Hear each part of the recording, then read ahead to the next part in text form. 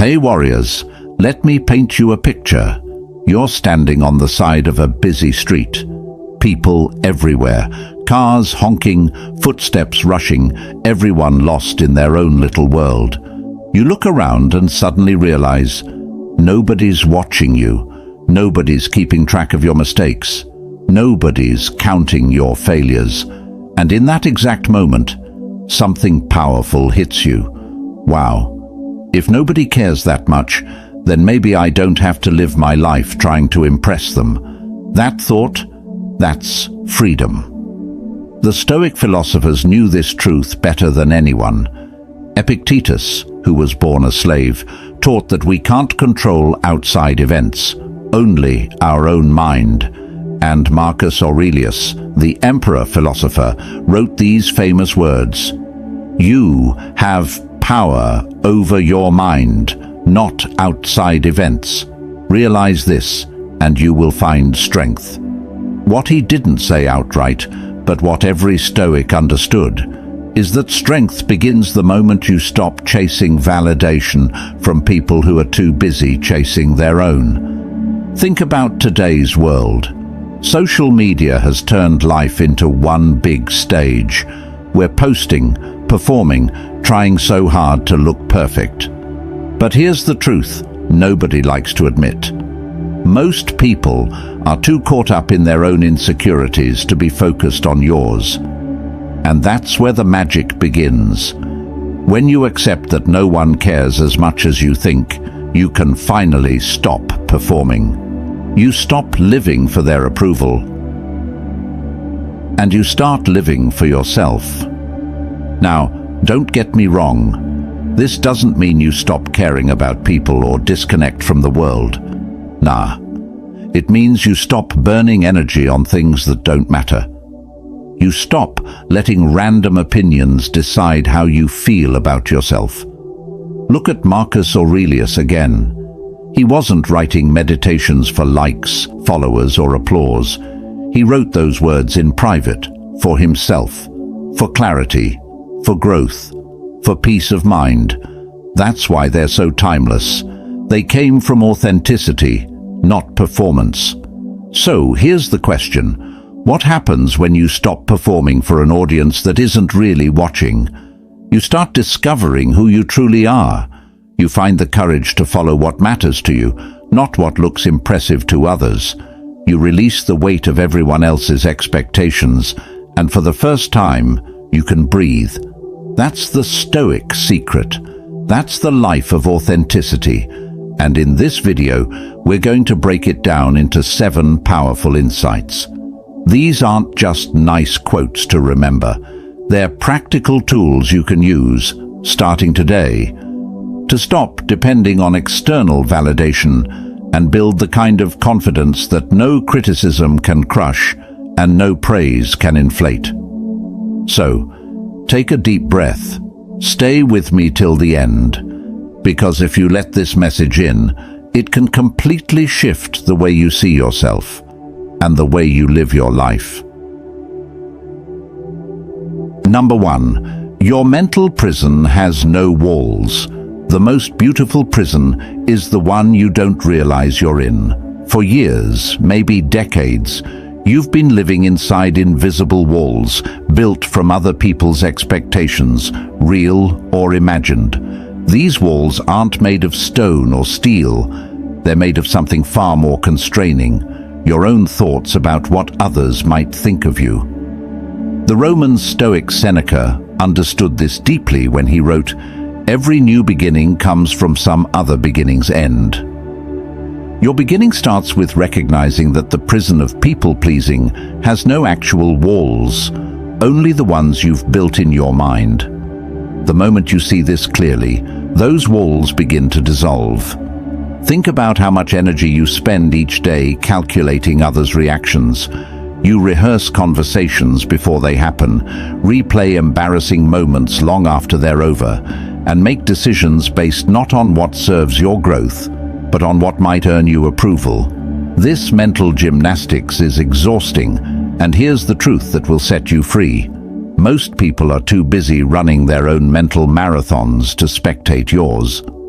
When you accept that no one cares as much as you think they do, you're not discovering something sad or isolating. You're discovering the most liberating truth of human existence. You're recognizing that the spotlight you believed was constantly shining on you was actually just the reflection of your own self-consciousness. This realization doesn't make you matter less. It makes you matter more to the person whose opinion should count most, yourself. When you stop performing for an imaginary audience, you start living for a real purpose. When you quit seeking validation from people who barely notice, you begin validating the dreams and desires that have been waiting patiently inside you. The shift begins with a simple question. What would I do if I knew no one was keeping score? Would you take that art class? Start that business? Wear that outfit? Express that opinion? Have that difficult conversation? The answers to these questions reveal the authentic you that's been hiding behind the performance. Here's what happens when you step out of your mental prison.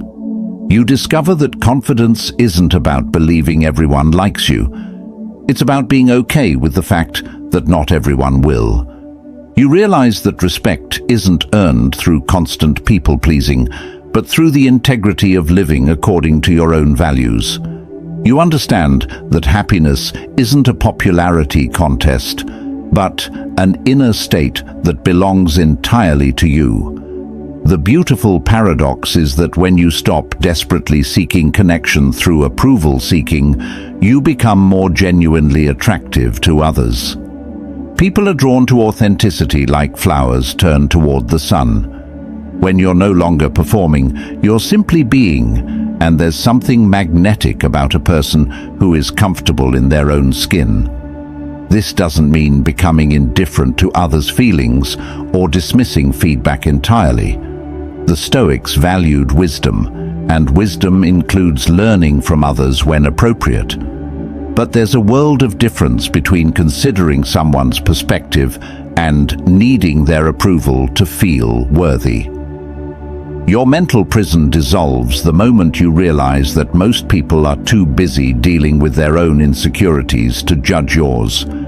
They're too focused on their own mistakes to catalog yours. They're too concerned with their own image to scrutinize yours with the intensity you imagine.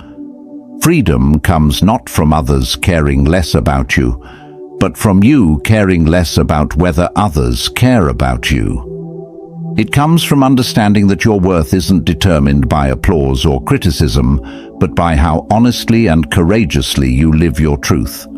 And if you're ready to break free from that invisible prison, type this in the comments right now.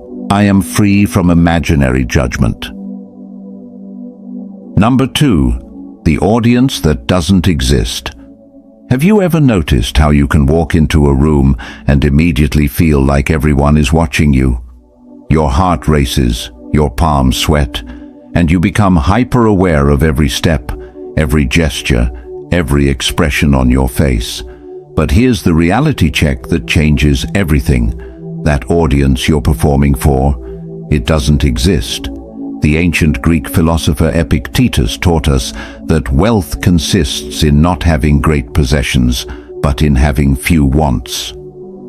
But perhaps more importantly, he understood that peace consists not in having everyone's approval, but in needing no one's permission to be yourself. This imaginary audience is one of the cruelest tricks your mind plays on you. It convinces you that people are constantly observing, analyzing, and critiquing your every move.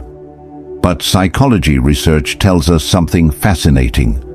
Most people spend about 95% of their time thinking about themselves, their own problems, their own insecurities, their own goals. That leaves very little mental space for judging you as thoroughly as you imagine. When you truly grasp this concept, it's like waking up from a dream where you thought you were performing on stage, only to realize you were alone in your bedroom the whole time. The pressure you felt, the anxiety you carried, the exhaustion from constant performance, all of it was based on a fiction your mind created. Think about your own experience. How much time do you spend analyzing other people's clothing choices, career decisions, or social media posts? Probably very little, because you're busy managing your own life. Yet somehow, you've convinced yourself that others are dedicating significant mental energy to scrutinizing yours. This realization isn't meant to make you feel insignificant. It's meant to set you free. Free from the exhausting performance, free from the constant self-monitoring, free from the paralyzing fear of making mistakes in front of people who aren't actually watching as closely as you think. When you accept that the audience doesn't exist, you discover something profound. You can finally stop acting and start living. You can make choices based on what serves your growth rather than what might impress invisible spectators. You can take risks, make mistakes, and learn from them without the added weight of imagined judgment. The Stoics understood that most of our suffering comes not from what actually happens to us, but from our thoughts about what might happen or what others might think about what happens. Marcus Aurelius wrote, "How much trouble he avoids who does not look to see what his neighbor says or does." He wasn't advocating for complete disconnection, but for the wisdom of not being enslaved by others' opinions. Here's what happens when you stop performing for an audience that doesn't exist. Your natural charisma emerges. When you're not busy managing your image, you become genuinely interesting. When you're not calculating every word, you speak with authentic passion. When you're not worried about appearing perfect, you become perfectly human, and there's nothing more attractive than genuine humanity. This shift also transforms your relationships. Instead of connections based on mutual performance and validation seeking, you begin to form bonds rooted in authentic sharing and genuine interest in each other. You stop being an actor playing a role and become a real person having real conversations.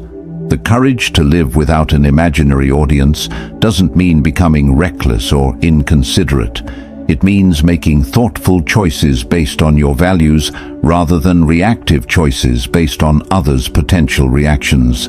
It means being kind because kindness aligns with who you want to be, not because you want to be seen as kind. Remember, the people whose opinions truly matter to you, your closest friends, family members who love you unconditionally, mentors who genuinely care about your growth. These people aren't judging you as harshly as you judge yourself and everyone else. They're too busy starring in their own life story to spend much time critiquing yours. If you're ready to drop the performance, type this in the comments right now. I perform for no one but myself. Number 3. Your mistakes aren't monuments. Every mistake you've ever made feels permanent in your mind, doesn't it? That embarrassing thing you said 5 years ago still makes you cringe. That failed project from last year still haunts your confidence. That awkward moment from yesterday plays on repeat in your thoughts. But here's the truth that will revolutionize how you see your past. Your mistakes aren't monuments, they're stepping stones. The Stoic philosopher Marcus Aurelius, who made plenty of mistakes ruling an empire, wrote in his personal journal, "The best revenge is not to be like your enemy, but perhaps the best healing is not to be like your own worst critic." When you accept that no one cares about your mistakes as much as you do, you finally give yourself permission to learn from them instead of being imprisoned by them. Think about this. Can you remember the embarrassing things your friends did last month, last year? Probably not many, because you were too busy living your own life to catalogue their mistakes. Yet you remember your own embarrassing moments with painful clarity. This isn't because your mistakes are more significant, it's because you're the only one keeping a detailed record of them. The imaginary permanent record of your failures exists nowhere but in your own mind. Other people's memories of your mistakes fade quickly, often within days or weeks, because they have their own mistakes to worry about. But you've turned your mistakes into monuments, visiting them daily, polishing them with fresh shame, and treating them as if they define your entire identity. When Seneca faced exile and political disgrace, he could have spent his remaining years dwelling on his failures. Instead, he used that time to write some of the most profound philosophical works in human history. He understood that mistakes are not destinations. They're detours that often lead to better paths than you originally planned to take. Your mistakes taught you lessons that success never could.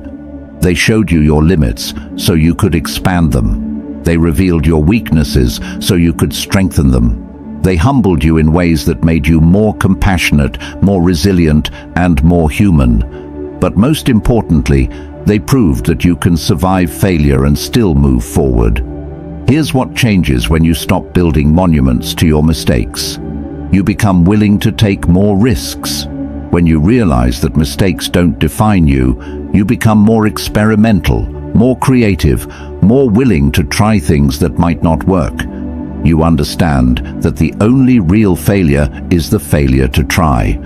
You also become more forgiving, not just of yourself, but of others. When you stop holding yourself to impossible standards of perfection, you naturally extend that same grace to the people around you. You realize that everyone is figuring it out as they go, making mistakes, learning, growing, and trying to do better.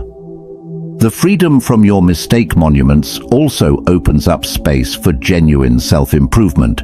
Instead of energy wasted on regret and self-flagellation, you can invest that same energy in growing, learning, and becoming better.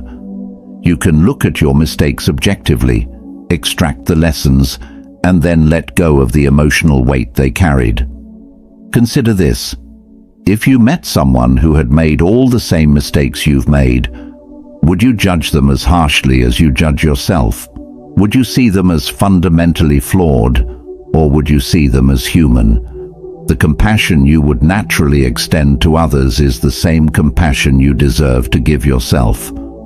Your mistakes are not defining features, they're learning experiences. They're not permanent stains, they're temporary setbacks. They're not evidence of your inadequacy, they're proof of your courage to try. When you accept that no one is keeping score of your failures the way you are, you can finally stop being your own worst scorekeeper. The most successful, fulfilled, and respected people you know didn't get there by avoiding mistakes. They got there by making mistakes, learning from them, and refusing to let those mistakes become monuments that blocked their path forward. And if you're ready to accept that truth, type this affirmation in the comments right now. My mistakes are my teachers, not my masters. Number 4. The freedom of selective caring. There's a beautiful paradox in Stoic philosophy that most people miss. When you accept that no one cares, you become free to care deeply about what truly matters. It's not about becoming cold or indifferent. It's about becoming selective with your emotional investment. It's about learning to pour your precious energy into the things and people that deserve it, rather than scattering it like seeds on rocky ground. The great Stoic teacher Epictetus understood this when he said, "Don't explain your philosophy, embody it." He wasn't talking about not caring, he was talking about caring so deeply about living well that you don't need others' approval to validate your choices. This is the freedom of selective caring. Right now, you probably care about everything: what your coworker thinks of your presentation, whether strangers on social media approve of your opinions, if that person you barely know judges your life choices. This scattered caring is exhausting because it spreads your emotional energy so thin that nothing gets the full depth of your attention and love. When you accept that most people are too busy with their own lives to deeply invest in judging yours, you free up enormous amounts of mental and emotional energy. This isn't energy that disappears. It's energy that gets redirected toward the things that actually matter: your family, your closest friends, your personal growth, your meaningful work, your health, your dreams. Think about it this way. Imagine you have $100 to spend. You could give $1 to 100 different people, or you could give $20 each to the 5 people who matter most to you. The first approach leaves everyone feeling underwhelmed, including you. The second approach creates real impact and genuine connection. Your care and attention work the same way. The Stoics called this living according to what is up to us versus what is not up to us. What's up to you is how much you care about your character, your effort, your growth, your relationships with people who truly know and love you. What's not up to you is whether every random person approves of your choices. When you practice selective caring, something magical happens in your relationships. The people who truly matter to you start receiving your full presence instead of your distracted anxiety. Your family gets the benefit of your undivided attention rather than your worried preoccupation with others' opinions. Your friends experience your authentic self rather than the carefully curated version you present when you're trying to please everyone. This shift also transforms how you approach your goals and dreams. Instead of choosing paths based on what might impress the most people, you start choosing based on what aligns with your deepest values and aspirations. Instead of second-guessing every decision through the lens of others' potential reactions, you make choices with the confidence that comes from knowing you're investing in what truly matters.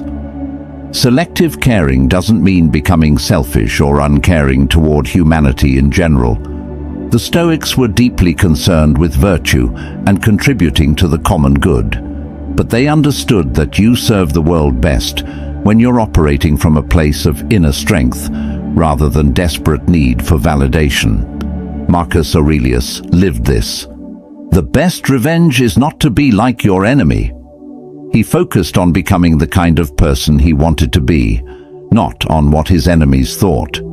He cared deeply about virtue, justice, and service, but didn't waste energy seeking approval from those who didn't matter. Here's what selective caring looks like in practice. You still treat everyone with basic respect and kindness, but you don't need everyone's approval. You still consider feedback from people whose judgment you trust, but you don't let every random opinion derail your confidence. You still want to contribute positively to the world, but you don't exhaust yourself trying to please people who don't even know you. The freedom of selective caring also protects you from manipulation. When you don't desperately need everyone's approval, you become much harder to control through guilt, shame, or fear of social rejection. You make decisions based on what's right rather than what's popular, what serves your growth rather than what avoids conflict. This doesn't happen overnight. Years of scattered caring create habits that take time to change. But every time you catch yourself worrying about a stranger's opinion, you can ask yourself, is this person someone whose care and respect I actually value? Are they invested in my well-being and growth? If the answer is no, you can consciously redirect that energy towards someone or something that deserves it. The result is a life lived with intention rather than reaction, depth rather than breadth, quality rather than quantity. You become someone who cares deeply and loves fully, but who does so from a place of strength rather than neediness, choice rather than compulsion. Number 5. Your inner scorekeeper retires. For years, maybe your entire life, you've carried around an imaginary scorekeeper in your head. That persistent voice keeps track of every interaction, every win and loss, every approval and rejection. It's exhausting. Here's the liberating truth. Nobody else is keeping score the way you imagine. And the moment you realize that, you can finally fire your inner scorekeeper and stop living under constant self-evaluation. Seneca, the Roman philosopher, knew this struggle. He wrote, "Every man is in bondage to some fear." For most of us, that fear is the fear of not measuring up to standards that exist only in our imagination. Your inner scorekeeper doesn't take days off. It never credits your effort. It treats life as a competition with imaginary judges. Every social interaction, every post, every decision becomes a test. But here's the thing. Most people are too busy managing their own inner scorekeepers to scrutinize yours. That elaborate point system you've imagined. It's just your own self-criticism projected outward. When your inner scorekeeper retires, life changes. You stop calculating wins and losses. You stop comparing your struggles with everyone else's highlight reel. You stop letting imagined judges decide your worth. The Stoics had a term for this: preferred indifference. Things like money, status, or approval can be nice, but they don't determine your value. When you stop scoring yourself against them, you're free to pursue what truly matters: virtue, character, wisdom, courage, justice. Here's what happens when you retire your inner scorekeeper. You make choices based on your values, not on what might impress others. You pursue goals because they align with who you want to be, not to earn approval points. You engage in conversations authentically instead of rehearsing every word. You become present, you listen fully, you act from integrity, not performance. Your actions reflect who you want to be, not who you think you need to appear as. Marcus Aurelius lived this. Despite ruling the known world, he wrote his private journals not to impress anyone, but to track his own growth and hold himself accountable to his own standards. He kept score of his character, not his subjects' opinions.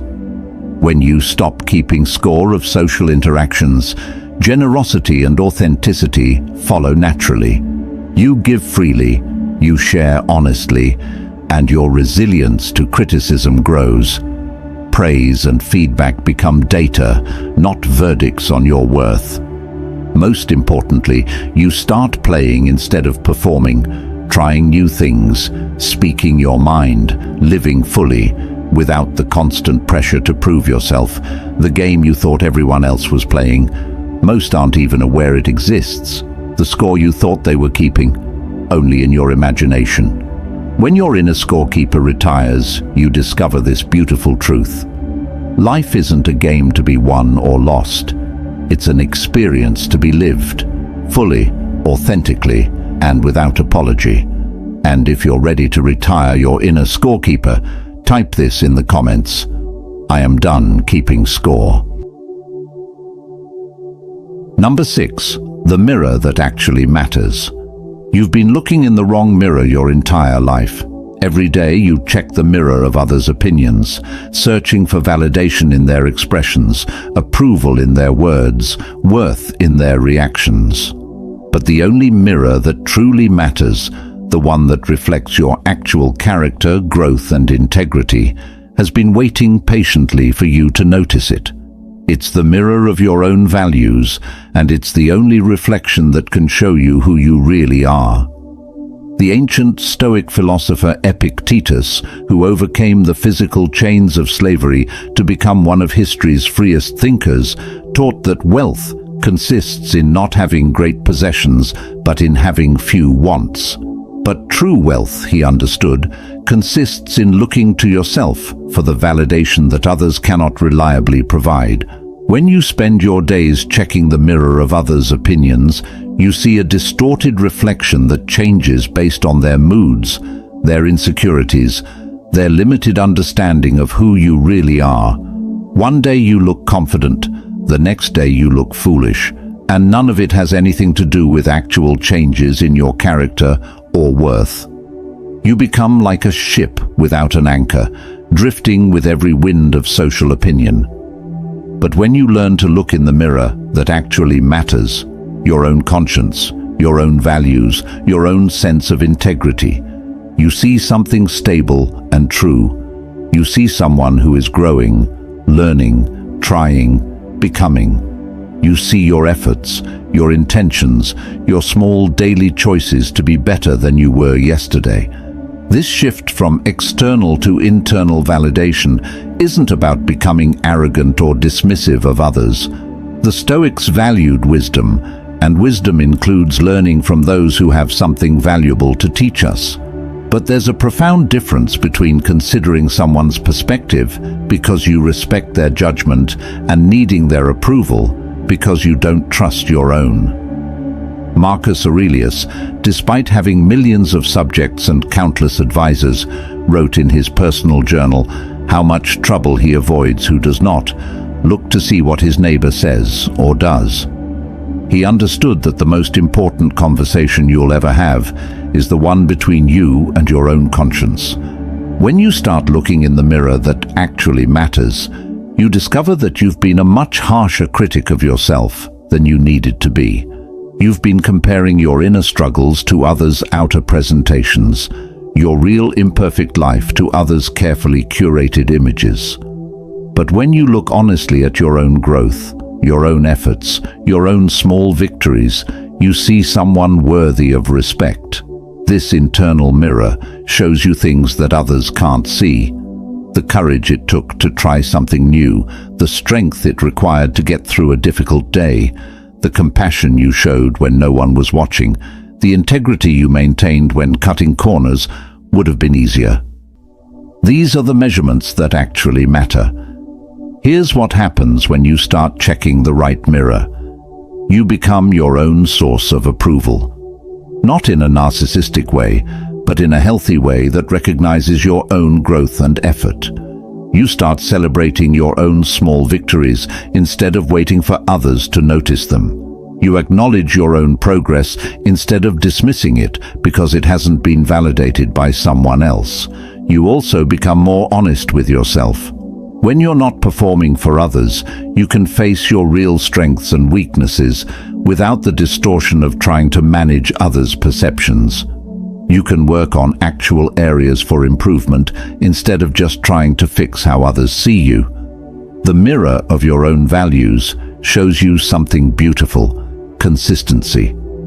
While others' opinions of you fluctuate based on their own changing moods and circumstances, your relationship with yourself can be steady. You can wake up each morning knowing that your worth doesn't depend on who likes you today or who approves of your choices.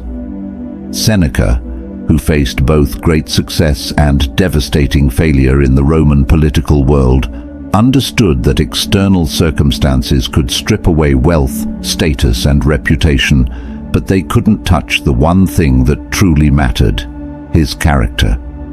He could look in the mirror of his own values and see someone who was trying to live wisely and virtuously, regardless of what others thought about his circumstances. When you look in the mirror that actually matters, you see someone who is enough, not perfect, but enough. Not because others have declared you acceptable, but because you're showing up authentically, trying genuinely, and growing consistently. You see someone who deserves the kindness you've been waiting for others to give you. This doesn't mean becoming blind to your flaws or resistant to feedback. It means developing the self-respect that comes from knowing you're committed to growth and integrity, whether others notice or not. It means recognizing that the person in the mirror, with all their struggles, efforts, and imperfections, is someone worth caring about. The most beautiful thing about checking the right mirror is that it shows you the truth. You are not your reputation. You are not others' opinions of you, and you are not the sum of your mistakes.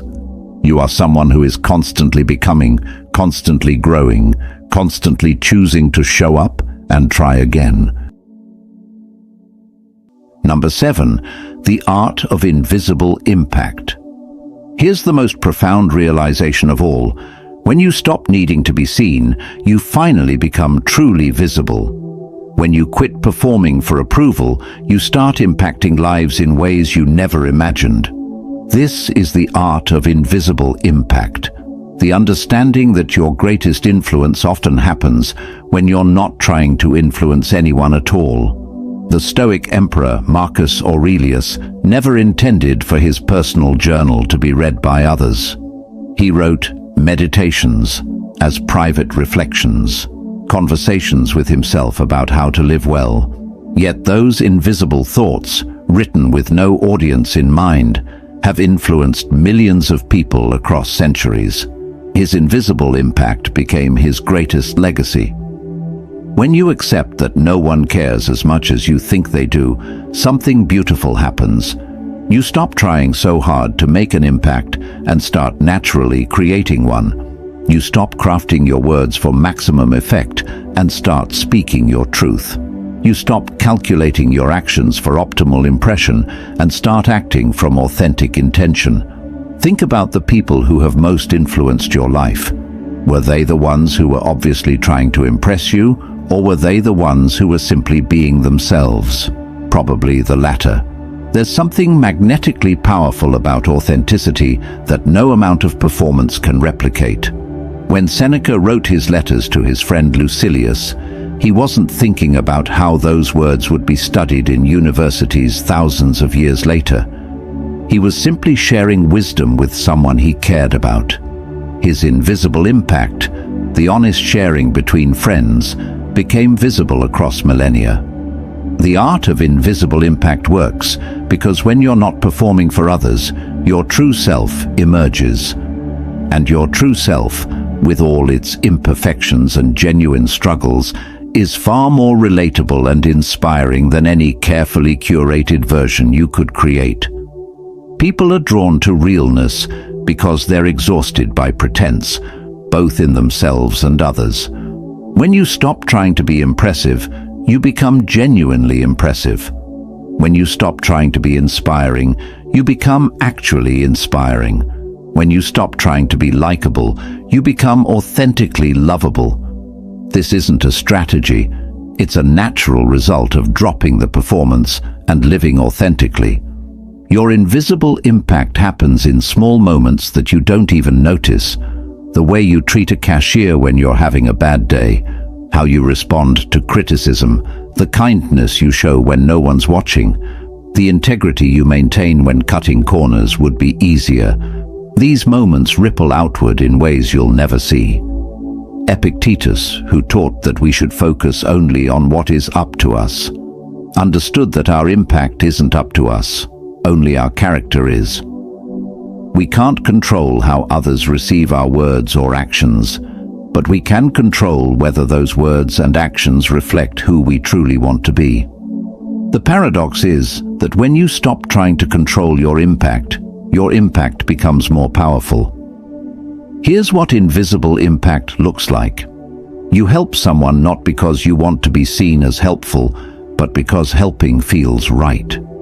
You share your struggles not to gain sympathy, but to let others know they're not alone. You pursue your dreams not to prove anything to anyone, but because those dreams call to something real inside you. This shift from visible performance to invisible authenticity transforms not just how others see you, but how you see yourself. You start measuring your life not by applause or recognition, but by the quiet satisfaction of living according to your values. You find fulfillment not in others' approval, but in your own sense of integrity and growth. The most powerful part of invisible impact is that it's sustainable. Performance is exhausting. You can't keep it up forever. But authenticity is energizing because it aligns with who you actually are. You can be yourself for a lifetime without burning out, but you can't perform a role indefinitely without losing yourself in the process. When Marcus Aurelius wrote, "The best revenge is not to be like your enemy," he was practicing invisible impact. He chose to focus on being the kind of person he wanted to be, rather than on defeating his enemies or proving them wrong. His character became his impact, and that impact outlasted any enemy he faced. Your invisible impact is already happening, even if you can't see it.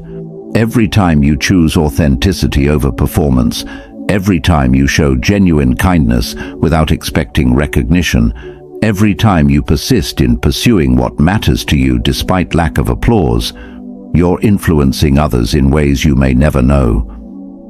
The person you are when no one is watching is the person who creates the most lasting impact. The choices you make in private shape the character that influences others in public. The art of invisible impact is simply the art of being genuinely yourself and trusting that authenticity is powerful enough to make a difference without trying to prove it. Drop this affirmation in the comments: my authenticity is my impact. You started this journey carrying the weight of imaginary expectations, performing for an audience that existed mostly in your mind, and exhausting yourself trying to earn approval from people too busy with their own lives to judge yours as thoroughly as you feared. But somewhere along the way, something shifted. You began to see the truth that has the power to set you free. When you accept that no one cares as much as you think they do, everything changes. This isn't the end of caring. It's the beginning of caring about what actually matters. It's not the start of isolation. It's the foundation of authentic connection. It's not about becoming indifferent. It's about becoming selective with your emotional investment, pouring your precious energy into the relationships, goals, and values that deserve it. The ancient Stoics understood something that our modern world of constant performance anxiety has forgotten. Your worth isn't determined by applause. Your character isn't defined by others' opinions, and your peace doesn't depend on universal approval. Your life is not a performance requiring an audience. It's an experience deserving of your full, authentic presence. When you truly embrace this truth, you discover the beautiful paradox at the heart of human connection. The less you need others' approval, the more genuinely attractive you become. The less you perform for validation, the more real relationships you create. The less you worry about being seen, the more visible your authentic impact becomes. You are free to make mistakes without building monuments to them, free to pursue dreams without needing permission, free to be imperfect without apology, free to grow at your own pace without comparing your progress to others' highlight reels. This freedom isn't something you have to earn. It's something you claim the moment you stop seeking validation from people who aren't actually keeping score. Take this wisdom with you. Your life belongs to you. Your choices are yours to make. Your growth is yours to celebrate. And your peace is yours to protect. When you accept that no one cares as much as you think they do, you finally give yourself permission to care deeply about what truly matters, and that changes everything. Remember to like this video if it resonated with you. Share it with someone who needs to hear this message. Drop your thoughts and affirmations in the comments below, and subscribe to our channel for more life-changing insights. Your journey from performance to authenticity starts now, and the only approval you need is your own. Drop this final affirmation in the comments: I am free to be authentically myself.